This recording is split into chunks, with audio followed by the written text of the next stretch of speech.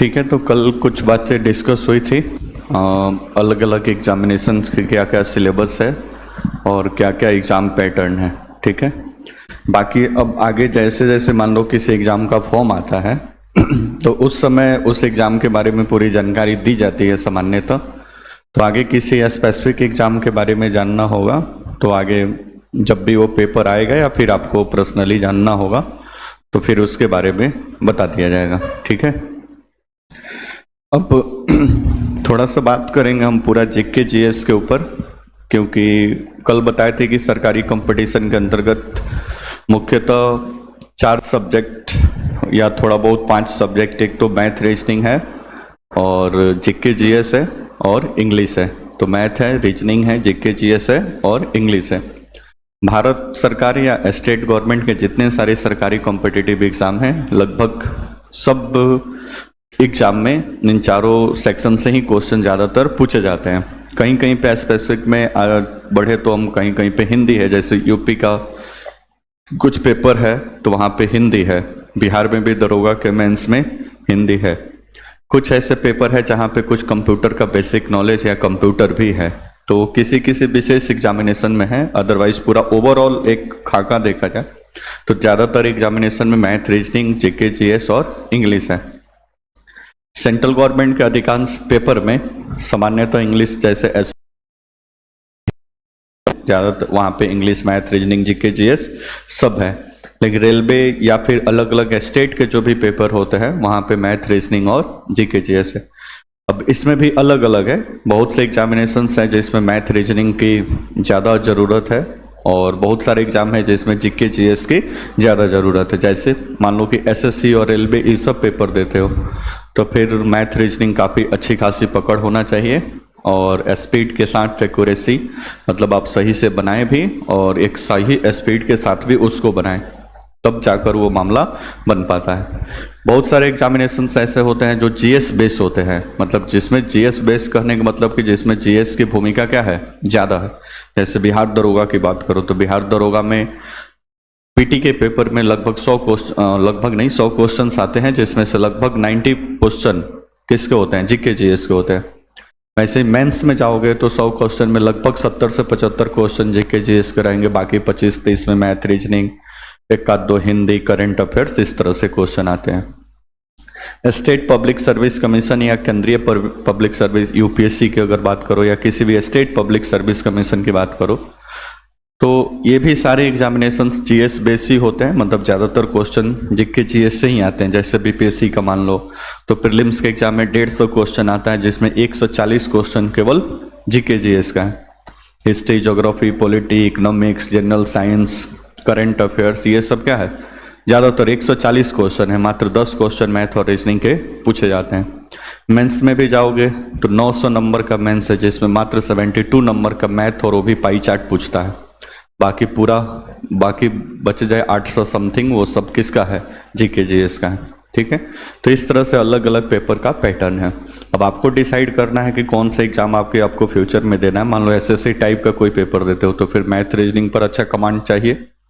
GS based कोई paper दे रहे हो तो फिर जीएस पे अच्छा कमांड चाहिए। ठीक है, लेकिन वो लेवल पहुंच पाता है कब, जब एक लेवल पे बेसिक आपने तैयारी कर लिया है, मैथ, रीजनिंग, जीके जीएस सबका एक बार बेसिक आपने पढ़ लिया है, तब अपने एग्जामिनेशन के हिसाब से वो सारी चीज़ों को तैयार किया जाता है। ठीक है, बात समझ में आ गया। तो इसको बोलते हैं हम सामान्य अध्ययन, सामान्यतः आप जनरल स्टडी इसको बोलते हैं या सामान्य अध्ययन। अब ये सामान्य अध्ययन के अंतर्गत क्या होता है, मान लो कि जीएस या जनरल स्टडी,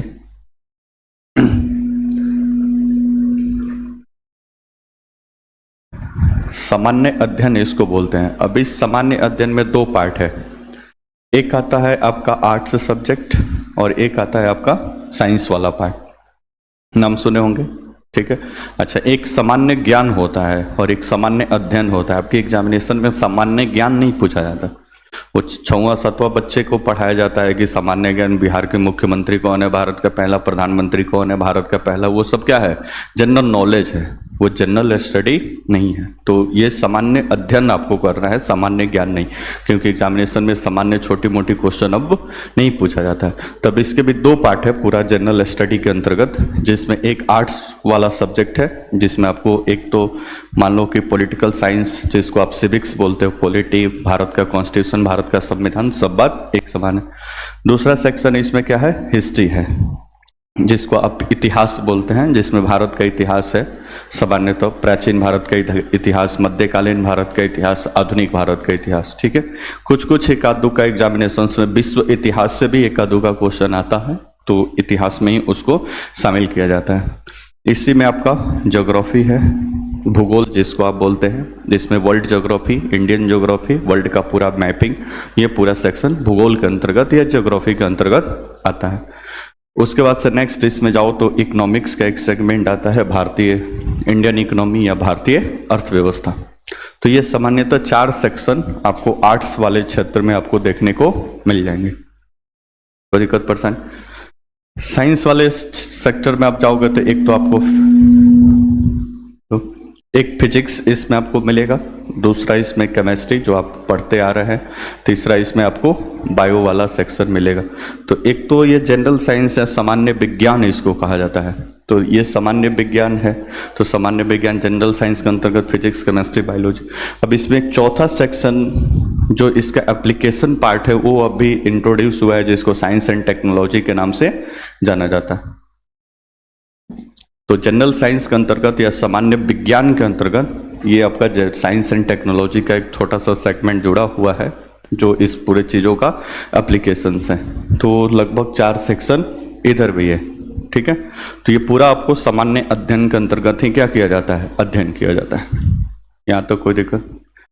ठीक है, अब इन सब के अलावा सामान्य अध्ययन के पार्ट के अंतर्गत ही एक सेक्शन और आता है, जिसको हम बोलते हैं करंट अफेयर्स, समसामयिकी। एग्जामिनेशन में आपको करंट अफेयर्स भी पूछा जाता है। सामान्यतः जब एग्जाम रहता है उसके प्रीवियस 1 ईयर का जो भी क्वेश्चंस या घटनाक्रम होते हैं, नेशनल लेवल पर, इंटरनेशनल लेवल पर, स्टेट का कोई एग्जामिनेशन है तो स्टेट लेवल पे जो भी पेपर होते हैं तो उसमें उससे संबंधित क्वेश्चन भी पूछे जाते हैं। इसको पढ़ने के लिए अलग अलग माध्यम है, जैसे आप न्यूज़पेपर, रोज पेपर पढ़ते हैं, एक थोड़ा सा लेवल वाला न्यूज़पेपर, तो इन्फॉर्मेशन आपके पास रहता है, या फिर मंथली मैगजीन आता है, बहुत से अलग अलग प्रकाशन का मंथली मैगजीन, जिसमें सबसे मतलब जिस पे ट्रस्ट किया जा सके तो एक प्रतियोगिता दर्पण का आपने नाम सुना होगा। ठीक है, तो प्रतियोगिता दर्पण आता है, फिर सक्सेस मिरर आता है, फिर SPD आता है, बहुत सारा है। ठीक है, तो ये करंट अफेयर्स तो जब एग्जाम होता है सामान्यतः उसी टाइम, मान लो कि आपको नेक्स्ट ईयर को एग्जाम देना है, दरोगा का एग्जाम देना है, तो फिर दरोगा का एग्जाम अगले साल देना है, तो फिर साल भर अपने हिसाब से तो पढ़ेंगे ना, तो मंथली मैगजीन इसको पढ़ना शुरू कर दिया जाता है कि अपना मंथली मैगजीन, फिर वो अपना कलेक्शन रहता है, फिर एग्जामिनेशन आता है, फिर रिविजन होता है, फिर उसका फायदा उठाया जाता है। हालांकि जब पेपर आता है तो वार्षिकांक भी इन सारी मैगजीन्स का आता है कि साल भर का खबर एक ही साथ कंक्लूड करके वो दे देता है, तो कुछ बच्चे उसको भी पढ़ते हैं, लेकिन ज़्यादा बेहतर रहता है कि आप मंथली पढ़ते हैं, तो मंथली हमेशा घटनाक्रम से आप टच में भी रहते हैं और सारी चीज़ें कमांड में रहती है। ठीक है, तो ये सेक्शन इसका है क्या, करंट अफेयर्स का। यहाँ तो कोई दिक्कत? ठीक है, तो ये पूरा चीज़ आपको GK GS के अंतर्गत हमेशा आपको सुनने को मिलेगा, एक जनरल साइंस वाला और ये फिर आर्ट्स वाला पूरा सेक्शन, और उसके बाद से इन सभी का निचोड़ आपको करंट अफेयर। क्योंकि मान लो करंट अफेयर्स पढ़ोगे तो पीछे इन सारी चीज़ों की नॉलेज होना आपके पास, इसरो के किसी रॉकेट के बारे में या मंगलयान अभी गया था उसके बारे में आप पढ़े, वो मंगलयान 3, या और भी कोई इसरो के बारे में पढ़ते हो, पहले से इसरो के बारे में पता ही नहीं है तो फिर वो समझ में आएगा रॉकेट क्या होता है, फिर सैटेलाइट क्या होता है, वो कैसे अलग अलग ऑर्बिट में कैसे सेटअप किया जाता है, ये पहले से कुछ बेसिक नहीं पता होगा तो फिर इसका करंट अफेयर समझ में नहीं आएगा। इसलिए पहले इसका बेसिक थोड़ा सा बहुत पता होना चाहिए, तभी आप इसके करंट अफेयर्स को पकड़ सकते हैं। ठीक है, वैसे मान लो कि GDP से संबंधित कोई करंट का खबर आ रहा है, अब GDP के बारे में, इकोनॉमिक्स के बारे में पता नहीं होगा तो फिर वो समझ पाने में क्या होगा, मुश्किल हो। वैसे ही किसी स्टेट में चुनाव हुआ, वहाँ पे इलेक्शन का परिणाम अनाउंस हुआ, तो फिर आपको बेसिक पॉलिटी पता नहीं होगा तो फिर करंट अफेयर्स वो समझ में आएगा नहीं समझ। जैसे मान लो कि अभी बिहार का इलेक्शन शुरू होने वाला है, विधानसभा का इलेक्शन है 2025 में, फिर उसका रिजल्ट भी आएगा। अब पता ही नहीं आपको कि विधानसभा क्या होता है, कितने मेंबर होते हैं, कैसे चीफ मिनिस्टर का चुनाव किया जाता है, कौन पूरे चुनाव को संपन्न करवाता है। तो फिर एक मुख्य दर्शक के भाषे जैसे समाज में सब लोग चल रहे हैं वैसे आप भी चलेंगे, क्योंकि आपको भी नहीं पता है, उसको भी नहीं पता है। जैसे बोल रहे हैं लोग हाँ तो हाँ, ना तो ना, लेकिन आपको पता है तो उसके बारे में आपके पास जानकारी भी रहे। बात समझ में आया? तो पहले बेसिक, उसके बाद से फिर आप करंट अफेयर्स इसमें क्या होता है, इंक्लूड होता है। यहाँ तक कोई दिक्कत परेशानी? ठीक है। अब इन सारे सब्जेक्ट्स में पहले शुरू होगा अभी फिलहाल इस बैच में पॉलिटी या कॉन्स्टिट्यूशन। ठीक है, एक तो एग्जामिनेशंस के लिए भी जरूरी है और साथ ही साथ एक भारतीय नागरिक होने के नाते आपको अपने देश के संविधान और अब देश की राज्य व्यवस्था के बारे में तो थोड़ी बहुत पता होना चाहिए। बोलो ना जिसको। ठीक है, तो इसके बारे में आपको जानकारी मिलेगी। इसका एक पार्ट अभी अब जो मतलब अभी शुरुआत कर रहे वो तो बारी बारी से पहले इस सबको पढ़ेंगे एक बार। ठीक है, उसके बाद से इस पे रिवीजन करेंगे, प्रीवियस ईयर क्वेश्चन देखेंगे, फिर कोई इसके साथ रेफरेंस बुक को पढ़ेंगे, तब जाके एक सब्जेक्ट क्या होता है, मजबूत होता है। तो बारी बारी से ऐसे ही सब्जेक्ट होगा। फिर 1-1.5 साल के बाद जब आप एग्जाम में अपीयर होंगे तब लगेगा कि हाँ एग्जाम देने का कोई अपना वैल्यू है और अपना कोई वजूद है, तब जाके एग्जाम क्या होता है, निकलता है। यहाँ पे बच्चे क्या करते हैं, थोड़ा सा इधर पढ़ लिए, थोड़ा सा उधर पढ़ लिए, थोड़ा सोल्यूशन पढ़ लिए, थोड़ा सा कुछ पढ़ लिए, बस थोड़ा थोड़ा में ही सब गड़बड़ हो जाता है और ठीक से पढ़ाई कंप्लीट नहीं हो पाती। तो साल से 1.5 साल का पूरा ये सिलेबस है एक राउंड अप में, इसको पूरा पढ़ के सबका एक एक अपना नोट्स बना लीजिए। कोई भी एग्जामिनेशन, बिहार पुलिस या कोई भी आगे फ्यूचर में एग्जाम देना, कोई जरूरी थोड़े कि अभी बिहार पुलिस भर रहे हो तो आगे दरोगा आएगा तो फॉर्म नहीं भरेंगे, नहीं, ऐसा बिल्कुल नहीं होता है। बिहार पुलिस में जब करते हुए आप दरोगा के फॉर्म भरें तो एक बार मुकम्मल सारे चीज़ों का नोट्स बन जाए, इन सभी सब्जेक्ट का एक अलग अलग नोट्स बन जाए, एक मैथ का नोट्स बन जाए ठीक ठाक, एक रीजनिंग का नोट्स बन जाए ठीक ठाक। उसके बाद से कहीं घर पे अपना साइड होके वो अपना स्टडी टेबल लगा के आराम से पढ़ते रहिए, रिवीजन करते रहिए, क्वेश्चन लगाते रहिए, एग्जाम में पार्टिसिपेट करते रहिए। बात समझ में आया? तो मेरे पढ़ाने का जो तरीका है, एक बार मुकम्मल आप अच्छा से पढ़ के उसका नोट्स बना लीजिए और उसके बाद से बार बार उस नोट्स को क्या करिए, रिवीजन करिए, तब जाके आपका एग्जाम क्या होगा, निकलेगा। केवल पढ़ लेने से और नोट्स बना लेने से काम नहीं चले। जब तक 10 बार 20 बार उसको पढ़ेंगे नहीं, बहुत सारे एग्जामिनेशन का क्वेश्चन नहीं प्रैक्टिस करेंगे, तब तक मामला नहीं बन पाएगा। ठीक है, तो उसी हिसाब से हम आपको पढ़ाएंगे इस पॉलिटी या कॉन्स्टिट्यूशन के बारे में। पूरा क्लास हम ही लेंगे, इसमें टेंशन लेने की बात नहीं है। तो ये पूरा उस लेवल से आपको पढ़ाएंगे कि लगभग स्टेट पब्लिक सर्विस कमीशन का जो प्रीलिम्स का पेपर होता है वहाँ तक की अंडरस्टैंडिंग और समझ सारी चीज़ें आपकी डेवलप हो जाएगी। अब वहाँ तक हम लेवल बता रहे हैं तो इसका मतलब समझिए कि इसके रेंज में जितने सारे पेपर होंगे सारे पेपर को इसमें कवर कर लिया जाएगा। बात समझ में आया? ठीक है, तो आज के क्लास में हम समझेंगे पहले ये पूरे पॉलिटी और कॉन्स्टिट्यूशन का पूरा क्या सिलेबस है, पाठ्यक्रम क्या है, इसमें पूरा क्या चीज़ें आपको इसमें पूरा पढ़ना है, फिर उसको कैसे पढ़ना है, कितने दिन में ये पूरा सिलेबस फिनिश होगा, कौन कौन से बुक्स और किताबें की ज़रूरत पड़ेगी, एनसीईआरटी कौन कौन सा चाहिए, रेफरेंस बुक में और कौन सा किताब चाहिए, कैसे इस क्वेश्चन को प्रैक्टिस करना है कि 2-2.5 महीने के बाद जब पॉलिटिक्स खत्म हो तो इतनी जानकारी आपके पास हो जाए कि कोई आपसे आके पूछे कि बिहार विधानसभा का इलेक्शन कैसे होगा तो बैठा के पूरा उसको समझा दे कि इलेक्शन कैसे होगा और चुनाव में परिणाम कैसा आएगा, चीफ मिनिस्टर का कैसे चुनाव होगा।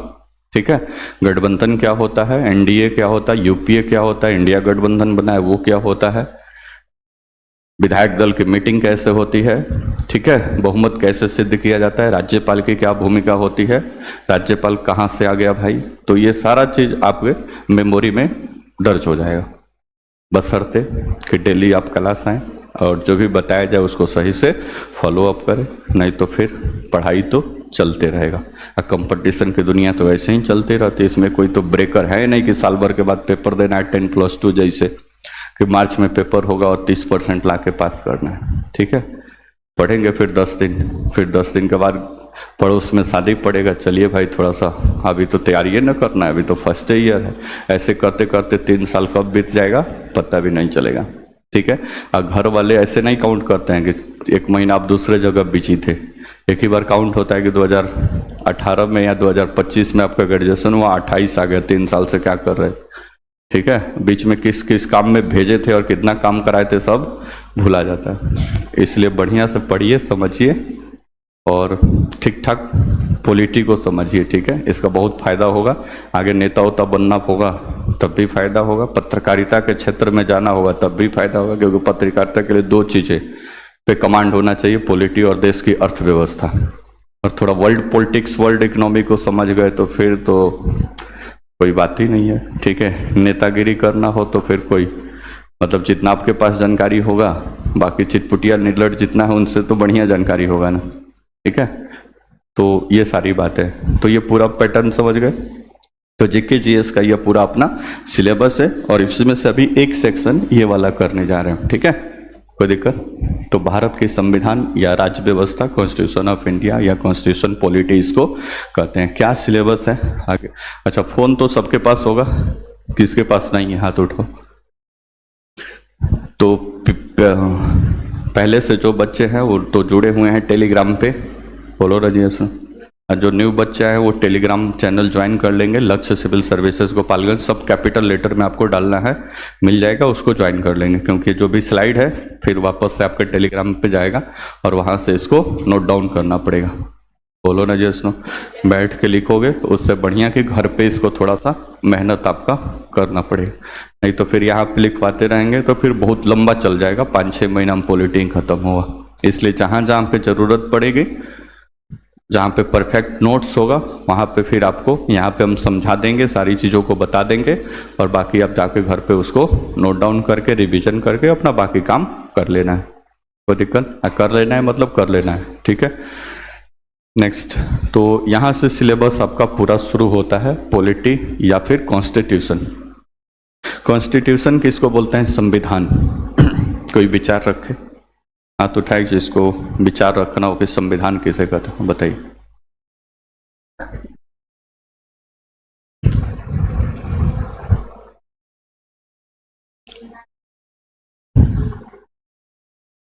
राज्य व्यवस्था किसे कहते हैं?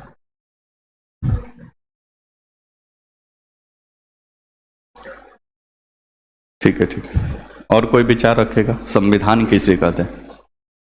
बोलिए भाई, भारत के नागरिक हैं तो आपको तो पता होना चाहिए ना, संविधान किसे कहते हैं। एक ऐसा डॉक्यूमेंट जिसके माध्यम से किसी देश को चलाया जाता है, ठीक है, एक ऐसा ग्रंथ है, ऐसा किताब जिसके माध्यम से किसी देश को चलाया जाता है, उसको, उस किताब या टेक्स्ट को क्या बोलते हैं? संविधान। अब जाहिर सी बात है कि सभी देश का अपना अपना क्या होगा? संविधान होगा। वैसे भारत का भी अपना क्या है? संविधान है, ठीक है। इसी संविधान को जब किसी कंट्री या किसी देश में अप्लाई किया जाता है तो जो एप्लीकेशन पार्ट होता है उसी को राज्य व्यवस्था या पॉलिटी के नाम से जाना जाता है, ठीक है। तो ये जो हेडिंग आपने हम लगाए हैं राज्य व्यवस्था, राज्य व्यवस्था मतलब राज्य का व्यवस्था चलाना ही क्या कहलाता है? राज्य व्यवस्था। और यहाँ पे राज्य कहने का मतलब बिहार और यूपी नहीं समझ रहा है, यहाँ पे राज्य कहने का मतलब होल पूरा अपने कंट्री की बात कर रहा है, ठीक है। तो इसका संधि विच्छेद करेंगे तो राज्य प्लस व्यवस्था, राज्य का व्यवस्था चलाना ही क्या कहलाएगा? राज्य। अब मुद्दा ये बनता है कि राज्य का व्यवस्था किसके हिसाब से चलेगा? हमारे हिसाब से चलेगा कि आपके हिसाब से चलेगा कि मोदी जी के हिसाब से चलेगा कि नीतीश कुमार के हिसाब से या फिर स्टालिन साहब के हिसाब से चलेगा? तो 140 करोड़ लोग हैं, सबके हिसाब से चलने लगे तो फिर हिसाब भी गड़बड़ हो जाएगा भाई। बात समझ में आ रहा है? तो इस राज्य की व्यवस्था को चलाने के लिए एक किताब बनाया गया है, एक किताब लिखा गया है जिसमें कुछ नियम कानून की व्यवस्था की गई है और बोला गया कि इसी के हिसाब से चलेगा, तो उसको क्या बोलते हैं? संविधान। तो जो हमारी राज्य की व्यवस्था है वो हमारे देश की संविधान से क्या होता है? चलता है। संविधान में मोदी जी, नीतीश कुमार, जितना सुप्रीम कोर्ट, हाई कोर्ट, जितनी सारी व्यवस्थाएं भारत में चल रही है, आप यहाँ पे शांति से बैठ के पढ़ रहे हैं, इधर से जाएंगे तो कोई आपको नहीं बोलेगा, आराम से अपने घर पे चले जाएंगे। ये सारी व्यवस्थाएं जो चल रही है वो किसके हिसाब से चल रही है? संविधान के हिसाब से। कोई संविधान से ऊपर नहीं है, संविधान सर्वोपरि है, इसके अंदर सारे लोग हैं, राष्ट्रपति, प्रधानमंत्री, मुख्यमंत्री, उप मुख्यमंत्री, supreme court, high court, police, प्रशासन, सब क्या है? संविधान के अंतर्गत। तो किसी राज्य का व्यवस्था चलाना कहलाता है राज्य व्यवस्था, और ये राज्य व्यवस्था चलेगा किससे? संविधान से। यहां तक क्लियर? आगे इसका डिफिनेशन लिखवाया जाएगा, अभी परेशान नहीं हो, अभी गाड़ी चलना शुरू हुआ है, ठीक है। घर से निकले हैं तो एक ही बार फास्ट स्पीड में नहीं है, अभी छोटे मोटे रास्ते से होते हुए आगे बढ़ेंगे, जब हाईवे पर पड़ेंगे तब जाके स्पीड क्या होगा? बढ़ेगा। तो अभी शुरुआत हुआ है, धीरे धीरे सिलेबस आगे बढ़ेगा, जैसे जैसे चीजें आपके समझ में आने लगेगी तब ये अपना स्पीड पकड़ेगा। यहां तो कोई दिक्कत? तो राज्य व्यवस्था किससे चलेगा? संविधान से। अब 15 अगस्त 1947 को देश क्या हुआ? आजाद हुआ, ठीक है। अब जाहिर सी बात है कि आपको जानने की थोड़ी उत्सुकता होगी कि सर 15 अगस्त 1947 को भारत अंग्रेज छोड़कर गए, तो अंग्रेज जो भारत पे रूल कर रहे थे तो वो किससे अपना शासन चलाते थे? मुद्दा तो बनता है ना। अच्छा, 15 अगस्त भारत का संविधान लागू हुआ 26 जनवरी 1950 को, मतलब ये जो भारत का आप संविधान देख रहे हैं ये 26 जनवरी 1950 से पूरे भारत में क्या है? लागू है। तो फिर इनके बीच 15 अगस्त 1947 से लेके और 26 जनवरी 1950 तक जो भारत था, इंडिपेंडेंट भारत या आजाद भारत, वो कैसे चलता? उस समय तो कोई संविधान था नहीं, क्योंकि इस प्रोसेस में भी हमारा संविधान क्या हो रहा था? बन रहा था। 26 नवंबर 1949 को कंप्लीट रूप से हमारा संविधान बनकर क्या हुआ? तैयार हुआ, और 26 जनवरी 1950 को संविधान लागू हुआ। तो बीच में कैसे पूरा प्रशासन चलता था, या उसके पीछे 200 सालों तक जो ब्रिटिश रूल की भारत पे, तो वो कैसे पूरा शासन प्रशासन चलाते थे? तो इसकी जो कहानी है वो आपको इस टॉपिक में पता चलेगी, जहां से इसका पहला टॉपिक की शुरुआत होता है। ये वाला पहला टॉपिक जहां से शुरुआत होगा आपका पॉलिटी एंड कॉन्स्टिट्यूशन का, भारतीय संविधान का ऐतिहासिक आधार एवं विकास। मतलब 1946 से लेकर 1950 तक जो भारत का संविधान प्रिपेयर हो रहा था, इसका क्या कुछ बेसिक अपना आधार था।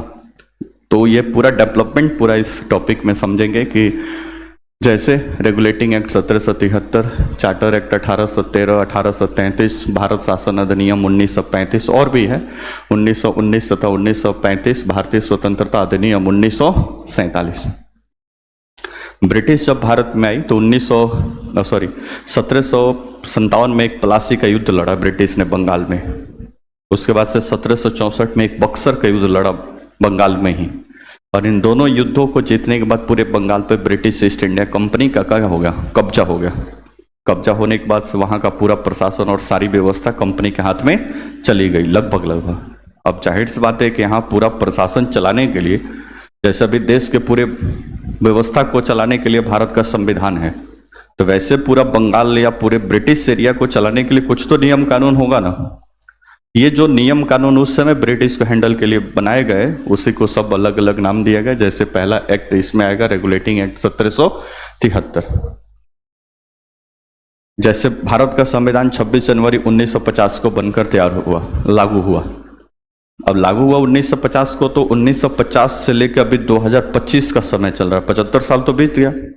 75 साल में क्या आपको लगता है कि 1950 में जो संविधान बना होगा वही संविधान 2025 में कंटिन्यू है? मतलब संविधान की किताब तो इसमें कुछ ना कुछ तो परिवर्तन हुआ होगा ना। उस समय की जनसंख्या लगभग 40-45 करोड़ थी, अभी जनसंख्या 140-45 करोड़ है। उस समय की आवश्यकता कुछ और थी, अभी की आवश्यकता कुछ और है। उस समय टीवी, मोबाइल, सोशल मीडिया ये सब कुछ नहीं था, अभी तो सारी व्यवस्था है ना। तो जाहिर सी बात है कि 26 जनवरी 1950 को जो भारत का संविधान लागू हुआ उसमें बहुत सारा परिवर्तन हुआ होगा आज के दौर तक। हमें समझा रहे हैं, समझ रहे हैं? उसमें समय समय पर चेंज हुआ होगा ना अपने हिसाब से। जैसे अभी लगभग 106-7 बार संविधान में संशोधन हो गया है। आगे समझेंगे संविधान संशोधन मतलब कि हमारे संविधान की किताब में कुछ नई बातों को जोड़ देना या कुछ पुरानी बातों को क्या कर देना? हटा देना। आर्टिकल 368 आगे आप पढ़ेंगे, पार्लियामेंट को यह शक्ति दी गई है कि हमारे संविधान में वो क्या करे? संशोधन करे। तो आवश्यकता के अनुसार अपने संविधान में थोड़ा बहुत हमने क्या किया है? परिवर्तन भी किया है। तो वैसे ही 1773 का रेगुलेटिंग एक्ट आया, फिर ब्रिटिश ईस्ट इंडिया कंपनी या वहाँ की सरकार को लगा कि नहीं थोड़ा सा और कुछ परिवर्तन, तो समय समय पर अलग अलग एक्ट बनाते रहे वो लोग। और इसी एक्ट के माध्यम से पूरे भारत पे लगभग 1947 तक इन्होंने क्या किया, शासन किया। लास्ट जो एक्ट इनका आया था 1900 भारत शासन अधिनियम 1935। आगे जब 1946 में संविधान बनना तैयार हुआ और देश आजाद हुआ, तो ब्रिटिश ने बोला कि जब तक भारत का अपना संविधान नहीं बन जाता तब तक भारत शासन अधिनियम 1935 से पूरे भारत पे क्या किया जाएगा, शासन किया जाएगा। तो 15 अगस्त 1947 से लेकर 26 जनवरी 1950 के बीच भारत का संविधान लागू जब नहीं था, तो भारत शासन अधिनियम 1935 में जो नियम कानून बनाए गए थे उसके हिसाब से पूरे भारत को चलाया जा रहा था। यहाँ तक कोई दिक्कत? तो ये पहला टॉपिक है कि ब्रिटिश ने कैसे भारत को रूल किया, और फिर इससे थोड़ी बहुत सीख लेते हुए देश की आज़ादी के पश्चात हमने कैसे अपने पूरे संविधान को पूरा बनाया। तो ये पूरा टॉपिक इसमें डिस्कस किया जाएगा, ठीक है। इसका दूसरा टॉपिक है संविधान सभा का गठन तथा भारतीय संविधान का निर्माण। अब हमारे संविधान को बनाने के लिए 26 जनवरी 1950 को संविधान जो बना, अब जाहिर सी बात है कि भाई उस संविधान से पूरे देश को चलना है, और 5-10 लोग मिलकर संविधान बना दें चुपके से, तो फिर आगे पब्लिक उसको एक्सेप्ट करेगी? नहीं करेगी भाई। मान लीजिए काफी के घर है, मान लो कि 50 लोग उसमें रहते हो, और एक कोई सुबह सुबह जगह और एगो बोल दिया, एगो नियम कानून बन के बोला कि 49-50 लोगों को अब यही फॉलो करना है, कोई बात मानेगा? कोई नहीं मानेगा। क्यों? क्योंकि अकेले ही सारा डिसीजन ले लिया है। वैसे मान लो कि हमारा संविधान बनाना है, तो उस समय देश की आज़ादी के समय मान लो कि जवाहरलाल नेहरू, ये महात्मा गांधी, सरदार पटेल, ये 10-20 लोग मिलकर अपने में ही संविधान बना देते, क्योंकि इन लोगों का तो पूरा वर्चस्व होता भाई, और बोलते कि यही भारत का संविधान है। एक्सेप्ट होता? वो नहीं होता। मान लो कि 2-4-5 साल दबाव दे के एक्सेप्ट करा भी लेते, लेकिन भविष्य में 10 साल के बाद जो जनता आती या सरकार बदलता तो फिर उठा कर साइड कर देता, दूसरा संविधान लागू कर देता।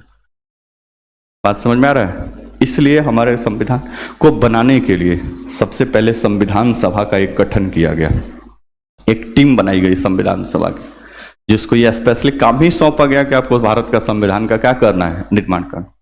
तो आप सोचेंगे सर ये संविधान सभा में थे कौन, कहाँ से वो लोग आए थे? क्या नेहरू जी अपने सगे संबंधियों को सब संविधान सभा में भेज दिए थे, या गांधी जी के चहेते लोग सब संविधान सभा में चले गए थे, या सरदार पटेल अपने सगे संबंधियों को? मुद्दा तो बनता है ना, बोलो ना जी। उत्सुकता रहनी चाहिए सीखने की। ऐसे सोए रहोगे झिलमिल टाइप का तो कैसे काम चलेगा?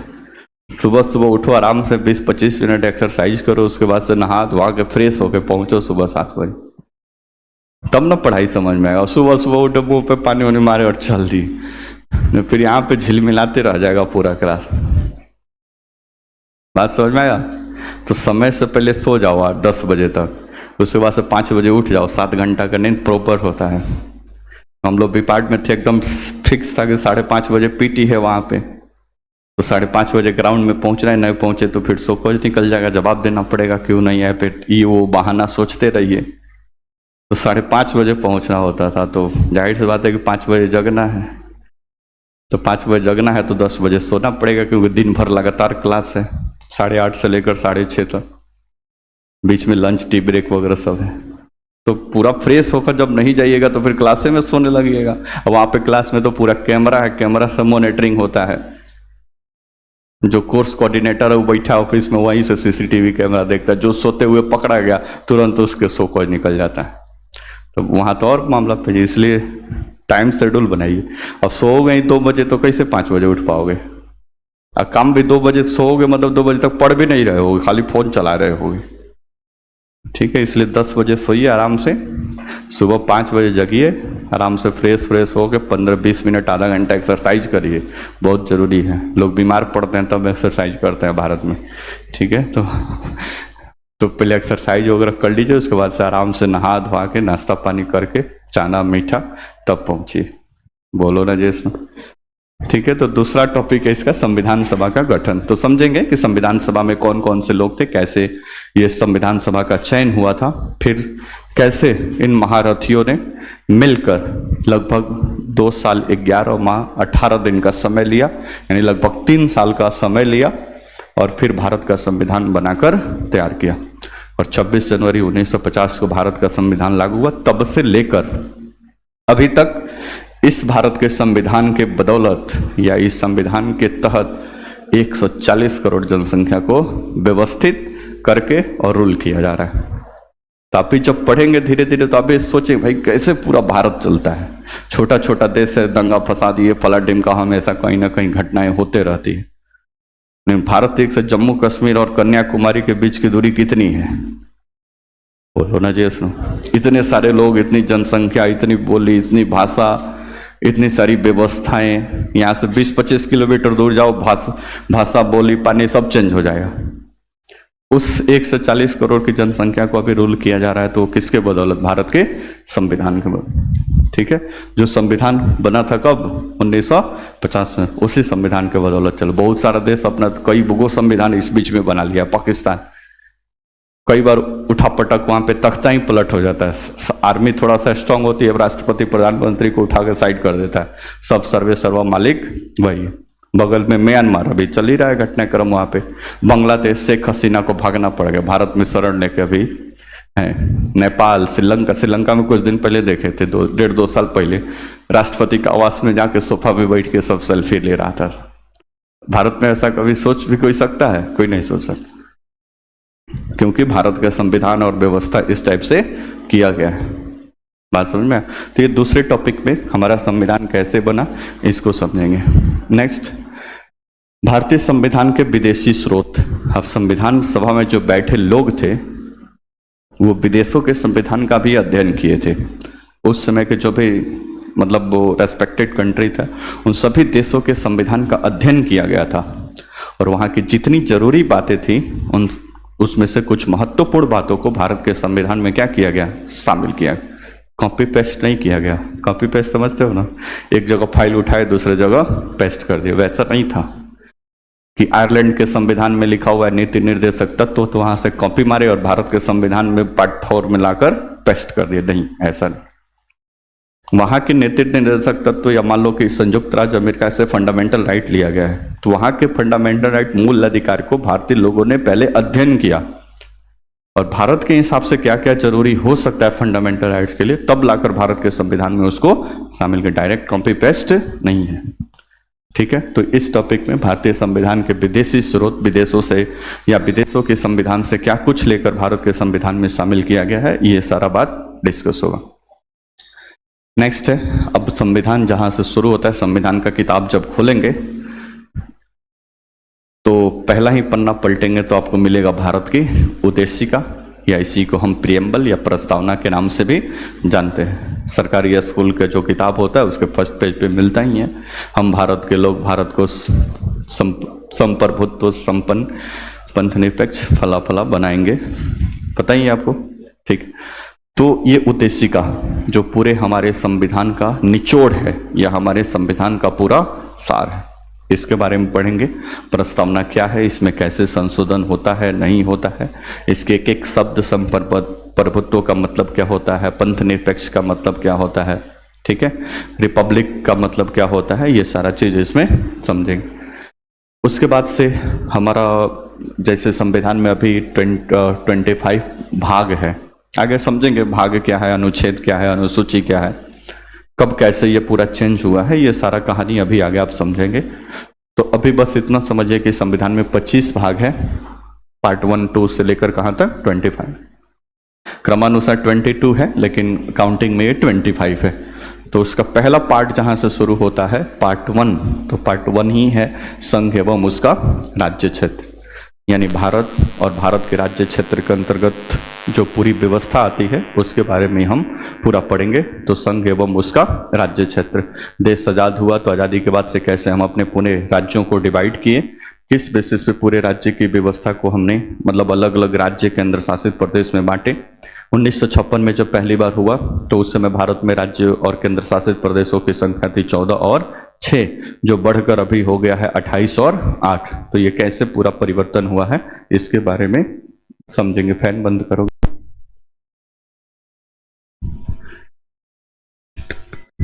हेलो हेलो,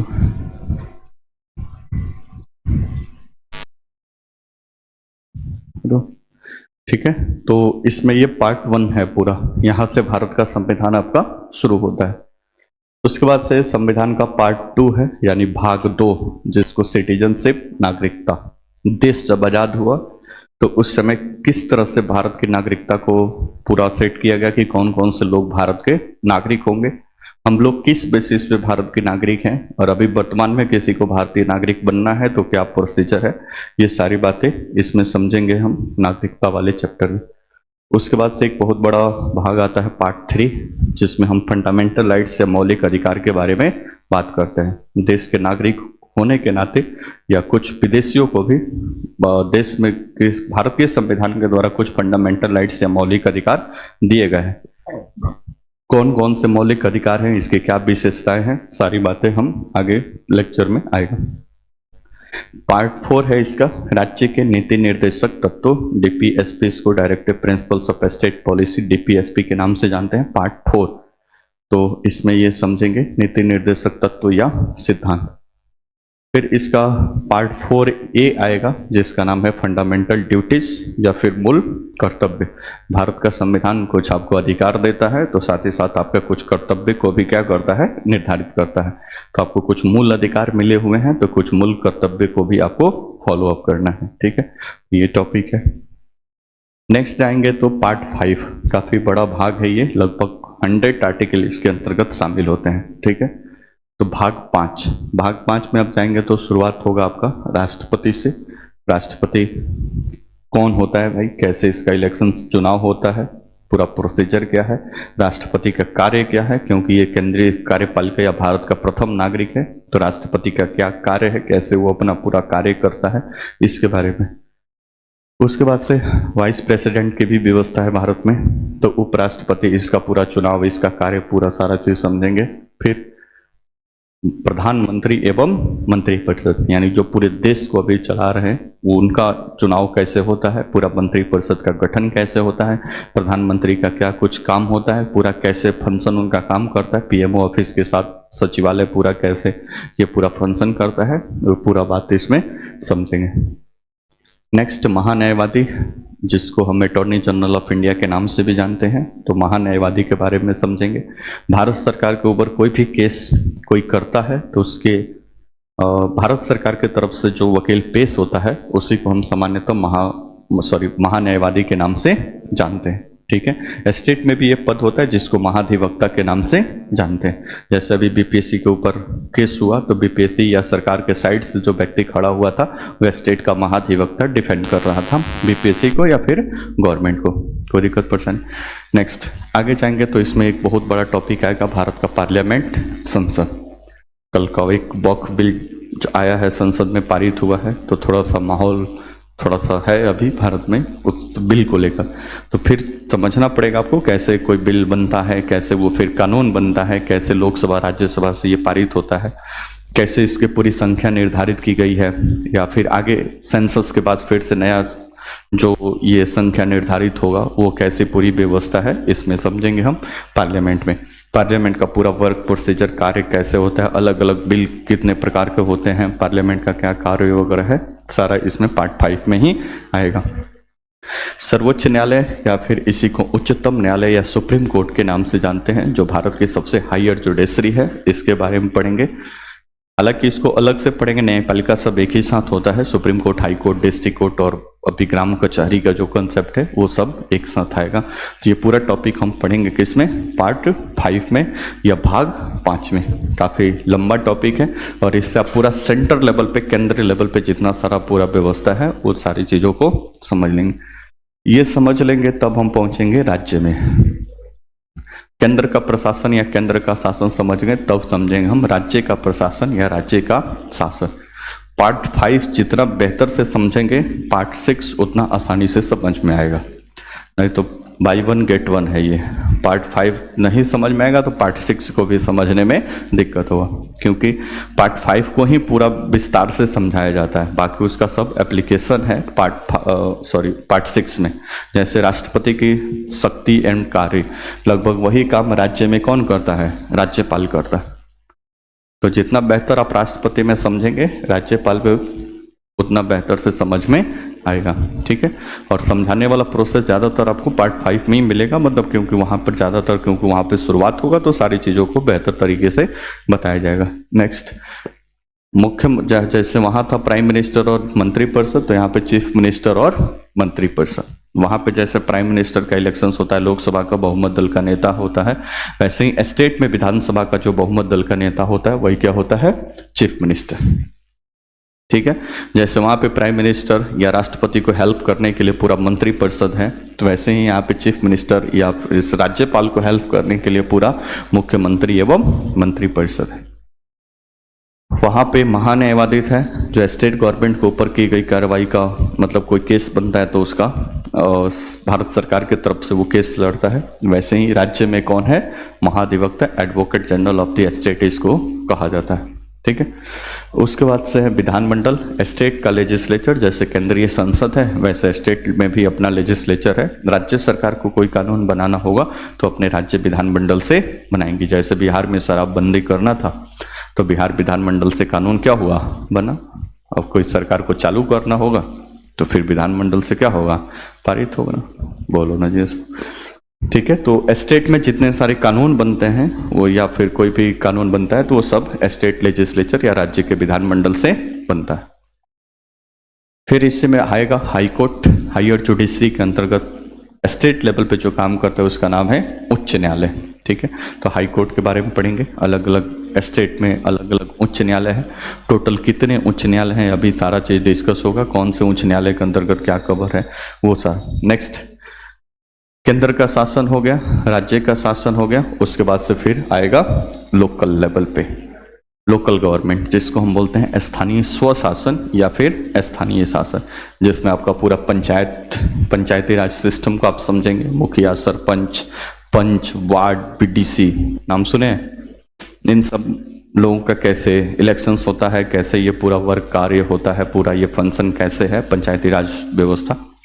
73वां 74वां संविधान संशोधन पंचायत और नगर पालिका के बारे में ये पूरा समझेंगे। तो पहले केंद्र का शासन, फिर राज्य का, और फिर स्थानीय लेवल पे जो प्रशासन हैंडल हो रहा है उसके बारे में पंचायत। फिर नगर पालिका, जैसे पंचायत ग्रामीण क्षेत्रों में है वैसे ही शहरी क्षेत्रों के लिए नगर निगम, नगर पालिका, नगर परिषद, इस सब की व्यवस्था की गई है। जैसे गोपालगंज से बाहर से आ रहे होंगे तो बोर्ड मिला होगा गोपालगंज नगर पालिका या नगर परिषद आपका हार्दिक स्वागत करता है। स्वागत करने के लिए हालांकि कोई होगा नहीं, लेकिन लिखा था ना, बोलो ना जी, ठीक है। तो पूरा ये सेटअप कैसे काम करता है, कैसे इसका कोई एक अध्यक्ष होता है, बाकी वार्ड मेंबर्स का कैसे इलेक्शंस होता है, कैसे ये डिस्ट्रिक्ट डेवलपमेंट के लिए पूरी तरह से काम करता है, लो ये पूरा बात आप समझेंगे, ठीक है।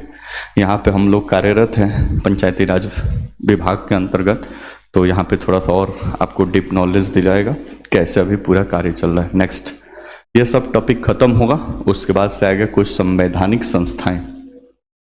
कॉन्स्टिट्यूशनल बॉडी, जिसकी चर्चा हमारे भारत के संविधान में की गई है, इसलिए इनका नाम ही दिया गया है संवैधानिक संस्थाएं। इन संवैधानिक संस्थाओं में सबसे पहले इलेक्शन कमीशन के बारे में बात करेंगे, चुनाव आयोग, क्योंकि भारत का लोकतंत्र है और लोकतंत्र इसीलिए है कि अंतिम शासन जनता के हाथ में है, ठीक है। जनता के हाथ में सेंस कि नीतीश कुमार भले कितना बार इधर से उधर जाए, लेकिन 5 साल के बाद जब इलेक्शन होगा तो फिर तो जनता के सामने जाना पड़ेगा, हाथ जोड़कर वोट मांगना पड़ेगा। तो अंतिम अधिकार किसके पास है, पब्लिक के पास। अब पब्लिक वोट जिसको दे उसी के पास जाए, ये श्योर करने का अधिकार इलेक्शन कमीशन की जिम्मेदारी है कि भाई फ्री एंड फेयर इलेक्शन को क्या करे, संपन्न करवाए। नहीं तो यही गड़बड़ कर देगा तो फिर व्यवस्था ही गड़बड़ हो जाएगा, फिर चुनाव का कोई मतलब ही नहीं बन जाएगा। बात समझ में आ रहा है? इलेक्शन कमीशन अगर उसमें धोखाधड़ी हो जाए, वो लोग भ्रष्टाचार करने लगे, चुनाव ही ठीक से ना हो, तो फिर इलेक्शन का कोई मतलब बनेगा? कोई मतलब। आप भी वोट करने ना रहे, किसी को डालते हैं एक ही पार्टी को जाता है, तो आप वोट करने जाएंगे? नहीं जाएंगे। इसलिए इसका बहुत सही होना क्या है, सबसे पहली मतलब इसकी प्राथमिकता है ठीक से फ्री और फेयर इलेक्शन संपन्न करवाना। इसके बारे में समझेंगे पूरा कैसे इलेक्शन, बिहार का भी चूंकि इलेक्शन होने वाला है तो इसका एग्जाम्पल लेके पूरा समझाएंगे कि अभी ये कैसे कार्य कर रहे हैं। आपको अभी वोट करना है कब? अक्टूबर नवंबर में। तो आपको लग रहा होगा कि एक बार अक्टूबर नवंबर में जगेगा और वोटिंग प्रक्रिया शुरू होगी। नहीं, फरवरी से इसका मीटिंग चालू है बिहार में विधानसभा इलेक्शन कराने के लिए। फरवरी से इसका कार्य क्या हो गया है, चालू हो गया है। तो पर्दे के पीछे इसका कार्य क्या है, चालू है। ठीक है, राजनीतिक पार्टियों से मिलना, उनका पॉइंट ऑफ व्यू लेना, जो मतदान सूची है, वोटर लिस्ट, उसमें सुधार करवाना, जो मर गए उनको बाहर करना, जो 18 साल से ऊपर हो गए जिनको नाम जुड़वाना है वो नाम जुड़वा ले, कौन सा अधिकारी कौन सा पदाधिकारी जो मेन है वो कहाँ पे कैसे कार्य करेगी, सब तैयारी चल रहा है। ठीक है, तो ये पूरा कैसे होता है इस टॉपिक में आएगा। उसके बाद से फाइनेंस कमीशन, वित्त आयोग, ये भी संवैधानिक संस्था है, इसके बारे में नियंत्रक एवं महालेखा परीक्षक, controller of auditor general of India, CAG के बारे में पढ़ेंगे हम। ठीक है, तो इसमें ही आता है अकाउंटिंग और ऑडिट दोनों है कैग के अंतर्गत। मतलब संवैधानिक संस्था ये बोलता है कि सरकार कोई भी पैसा खर्च करे तो पहले उसको लिख के रखे कि कहाँ कहाँ खर्च कर रहे हैं, और फिर हमारी टीम जाएगी तो चेक करेगी कि सही से लिखा पढ़ी हुआ है कि नहीं, या सही से खर्च हुआ है कि नहीं। तो ये सारा काम कौन करता है, कैग करता है। ये नहीं जब पैसा दिया नीतीश कुमार को और ले जाके कहीं खर्चा कर दिए, तो फिर ऐसे काम नहीं चलेगा। पैसा कहाँ खर्च किए सारा का हिसाब किताब देना पड़ता है, बिना हिसाब किताब दिए अगला पैसा नहीं मिलता है। तो ये सारा काम कौन देख रेख करता है, कैग करता है। ठीक है, next union public service commission एक संवैधानिक संस्था है। स्टेट पब्लिक सर्विस कमीशन एक संवैधानिक संस्था है। कैसे ये बनता है, कौन अध्यक्ष होता है, कौन सदस्य होता है, कैसे इनका क्या कार्य होता है, ये सब समझेंगे। केंद्रीय एवं राज्य सूचना आयोग इंफॉर्मेशन कमीशन, जैसे आरटीआई के आपने नाम सुना होगा, नाम सुना हो आरटीआई का, सूचना का अधिकार। तो सरकारी काम, जो भी सरकार का पैसा या सरकारी काम हो रहा है उसके बारे में आपको जानकारी लेना है, तो 10 रुपये का पोस्टल बैलेट से आप उस कर्मचारी या अधिकारी के नाम से लेकर भेज दीजिए। पूरी जानकारी के साथ आपको वो सूचना क्या करेगा, उपलब्ध करवाएगा। आपका आरटीआई का जवाब देगा, नहीं जवाब देगा तो संभवतः 30 दिन के बाद उसके सैलरी से 250 रुपये कटना शुरू हो जाएगा पर डे। फिर ये मामला ऊपर जाएगा तो ये केंद्रीय और राज्य चुनाव आयुक्त वहाँ तक, सूचना आयुक्त तक चला जाता है, फिर वहाँ से कार्रवाई होता है। तो बहुत ही खतरनाक कानून है ये, 2005 में आया है आरटीआई। जैसे आपके पंचायत में कोई रोड बन रहा है, जानना है कि कितना पैसा आया हुआ है, एक आरटीआई डाल दीजिए, पंचायत सचिव मुखिया आपको ढूंढने लगेंगे कि भाई कौन है, बोलो ना जी। नेक्स्ट, तो ये है। नेक्स्ट आगे जाएंगे तो फिर और कुछ संस्थाएं हैं, जैसे नीति आयोग नाम सुने होंगे, योजना आयोग पहले था, अभी नीति आयोग, राष्ट्रीय विकास परिषद, अंतर्राज्यीय परिषद, ये सारा चीज आएगा। नेक्स्ट टॉपिक में आएगा इमरजेंसी, आपातकाल। 3 बार अभी नेशनल इमरजेंसी लगा है, इसमें आप राष्ट्रपति शासन, फिर उसके बाद से राष्ट्रीय आपातकाल क्या होता है, वित्तीय आपातकाल क्या होता है, ये सारा चीज समझेंगे। उसके बाद से बहुत बड़ा टॉपिक है भी संविधान संशोधन। किसको ये शक्ति दी गई है कि 26 जनवरी 1950 को जो हमारा संविधान लागू हुआ था, जो उस समय के नेशनल जो भी लीडर थे उनके द्वारा लगभग 3 साल मेहनत करके इस पूरे संविधान को बनाया गया। तो किसको ये पावर दिया गया है कि इसमें कुछ संशोधन कर दे या कुछ बातों को हटा दे और नई बातों को जोड़ दे। तो ये पार्लियामेंट के पास पावर है, कैसे करते वो सब आगे समझ। ठीक है, कुछ ट्रिब्यूनल्स या अधिकरण बनाए गए, जैसे एनजीटी वगैरह नाम आपने सुना होगा, इस सब के बारे में पढ़ेंगे। फिर राष्ट्रभाषा क्या होता है, राजभाषा क्या होता है, लोकपाल, अन्ना हजारे का नाम सुने होंगे, 2013 में मूवमेंट चला था, और फिर वहाँ से वो पूरा लोकपाल, लोकायुक्त स्टेट में और लोकपाल सेंट्रल गवर्नमेंट में। जो भी बड़े लेवल के अधिकारी हैं, प्राइम मिनिस्टर, मंत्रिपरिषद, चीफ मिनिस्टर, मंत्रिपरिषद, सेक्रेटरी लेवल के, उनके ऊपर कोई भ्रष्टाचार का आरोप लगता है तो उसकी ये क्या करता है, जांच पड़ताल करता है। कोई दिक्कत बच जाएगा, उसको मिसलेनियस या विविध में कवर करेंगे, कोई दिक्कत। तो ये पूरा सिलेबस डिजाइन किया गया है आपके पॉलिटी कॉन्स्टिट्यूशन का। इसमें पूरा 22 भाग, 12 अनुसूची और लगभग 395 अनुच्छेद पूरा आप पढ़ेंगे भारत के संविधान का। आधा लोग तो अभी तो इतना पढ़ना है, अभी एगो सब्जेक्ट है जीके जीएस का, ठीक है। उसके बाद से history, geography, economics, general science, ये सब भी है। तो अभी आप पॉलिटी पहले पढ़िए, उसके बाद से बाकी धीरे धीरे आगे आएगा, ठीक है। इस पूरे क्लास को कंप्लीट करने में लगभग 45 से 50 क्लास तो आराम से लग जाता है, क्योंकि हमारा मानना है कि थोड़ा सा पढ़ रहे हैं तो बढ़िया से एक ही बार पढ़ ले कि बार बार पढ़ने की आवश्यकता न पड़े, ठीक है। तो एक बार बढ़िया से इसको मुकम्मल करेंगे, भले 10 क्लास अधिक लगेगा, लेकिन सारी चीज़ों को A to Z कवर करते हुए हम चलेंगे, छोड़ छाड़ के भागने वाला काम नहीं। एक तो ख़त्म होने के लिए तो 15 दिन में भी ख़त्म हो जाएगा, लूसेंट से सब करा दिया जाएगा, तो कोई बहुत बड़ा बात नहीं है। लेकिन ऐसा नहीं है, पढ़े तो थोड़ा ठीक से पढ़े कि किसी से कभी बातचीत हो जाए पॉलिटी या संविधान के ऊपर तो उसको भी लगे कि लक्ष्य सिविल सर्विसेज से पढ़ के आप आए हैं, ठीक है। तो उसको भी नहीं पता हो कि भाग क्या होता है, अनुच्छेद क्या होता है, आपको भी नहीं पता है, तो फिर कोई मतलब बनता है पढ़ने का? नहीं मतलब। तो जानकारी तो बढ़ेगा ही, अंडरस्टैंडिंग भी बढ़ना चाहिए, और कोई कुछ पूछे तो फिर उसको पता होना चाहिए कि आप पढ़े हैं और ठीक से पढ़े हैं। बात समझ में आया? रिसोर्स क्या फॉलो करेंगे इन सारी चीज़ों को पढ़ने के लिए? ध्यान से सुनना, किताब कौन कौन से लेना है। 10+2 लेवल का कोई भी पेपर देना है, एसएससी, रेलवे, जीडी, इस टाइप का, बिहार पुलिस, तो लुसेंट का किताब है एक सामान्य अध्ययन का, एक सब्जेक्टिव है जिसमें वन लाइनर लिखा हुआ है, और एक किसी का भाई है ऑब्जेक्टिव, ठीक है। इसमें सारे सब्जेक्ट हैं। लुसेंट आपने देखा होगा, जैसे मान लो कि ये वाला टॉपिक आपातकाल है, तो आपातकाल इसके लुसेंट के पॉलिटी वाले सेगमेंट में जाओगे तो आपातकाल मिलेगा, और ऑब्जेक्टिव वाले जाओगे तो इसमें भी आपात पॉलिटी वाले सेक्शन में आपातकाल मिलेगा, ठीक है। तो यहाँ से पढ़े, लुसेंट से एक बार थोड़ा सा मिला उला के रिविजन कर लिए, और बाकी जाके यहाँ से एमसीक्यूज जो दिया हुआ है जिसमें कुछ प्रीवियस ईयर के क्वेश्चंस और मिला जुला है, इसको थोड़ा सा प्रैक्टिस कर लेंगे, काम यहाँ से हो जाएगा। इससे बड़ा ग्रेजुएशन या इससे हायर लेवल का एग्जाम आपको देना है, दरोगा, बीपीएससी और इससे और लेवल, तब थोड़ा सा स्टैंडर्ड को बढ़ाना पड़ेगा। एक तो एम लक्ष्मीकांत का इसमें बुक है, ठीक है, वो स्टेट पब्लिक सर्विस कमीशन और दरोगा उसके लिए होगा। तो फिर एम लक्ष्मीकांत का एक बुक आता है पॉलिटी का, जो अपने में ही महासागर है, उसके बाद से कोई किताब की आवश्यकता नहीं है, तो आप इसको परचेज कर सकते हैं। या इससे थोड़ा सा कम लेवल का चाहें तो दृष्टि आईएएस का क्विक रिविजन बुक है पॉलिटी का, इसको आप ले सकते हैं, ठीक है। तो ये हो गया किताब पढ़ने के लिए, ठीक है। प्रैक्टिस के लिए कहाँ से व्यवस्था करिएगा, तो घटना चक्र है, पॉलिटी का घटना चक्र, जहाँ पे सभी स्टेट पब्लिक सर्विस कमीशन और यूपीएससी के सिर्फ क्वेश्चन घटना चक्र में दिया हुआ है, ठीक है।